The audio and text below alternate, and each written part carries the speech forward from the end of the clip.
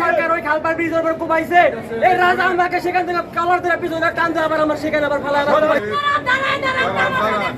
Video ফুটেজে দেখা যাচ্ছে সবাই দেখছি আমরা সবাই ঠিক আছে আজকে কেন ওকে প্রোটেকশন দেওয়া হচ্ছে অন্যায় করবে তারা আইনগত ব্যবস্থা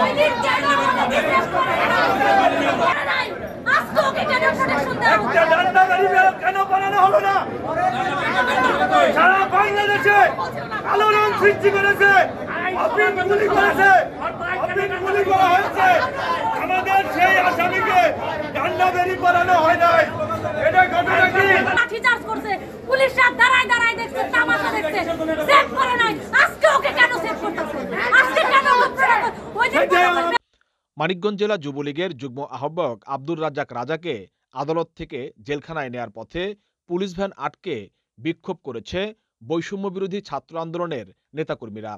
এ সময় তাকে লক্ষ্য করে ডিম ও জুতা নিক্ষেপ করা হয়। বৈষম্যবিরোধী ছাত্র আন্দোলনের উপর হামলা মামলায় গ্রেপ্তার রাজাকে 10 দিনের রিমান্ড চেয়ে দুপুরে জেলা চিফ জুডিশিয়াল ম্যাজিস্ট্রেট আদালতে তোলা হয়। মামলার নথি জজ কোর্টে থাকায় পরবর্তী শুনানির দিন ধার্য করে তাকে জেল হাজতে পাঠানোর নির্দেশ দেন আদালত।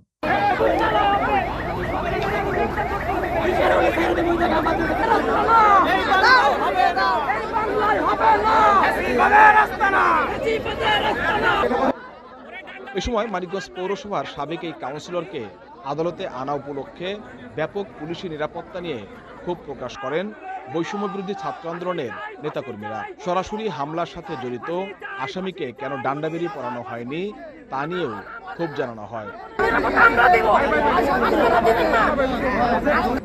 আর যে পুলিশ আমাদেরকে আজকে আশ্বস্ত করে আইনের বিচার দেখাবে, সেই পুলিশ 18 তারিখ কোথায় ছিল? তাদেরকে আমরা জবাব চাই। আজকে আমরা বলতে চাই, এই রাজা সে যে বিচার পাবে তার প্রমাণ আমাদেরকে পুলিশকে দিতে হবে।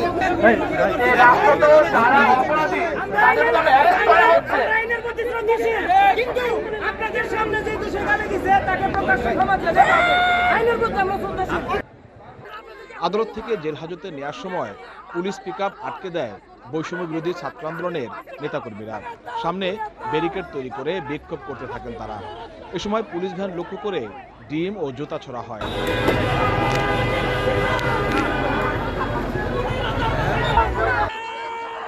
পরে পুলিশ কর্মকর্তারা ন্যায় বিচার নিশ্চিত করার আশ্বাস দিলে ব্যারিকেড তুলে নেন আন্দোলনকারীরা। আব্দুর রাজ্জাক রাজার বিরুদ্ধে 18 জুলাই মানিকগঞ্জ খালপার ও 4 আগস্ট মানোরা এলাকায় ছাত্র জনতার উপর হামলা সহ 4টি মামলা রয়েছে। আওয়ামী লীগ সরকারের পতনের পর তিনি আত্মগোপনে ছিলেন। বুধবার রাতে রাজধানীর ধানমন্ডি এলাকা থেকে তাকে গ্রেপ্তার করা হয়।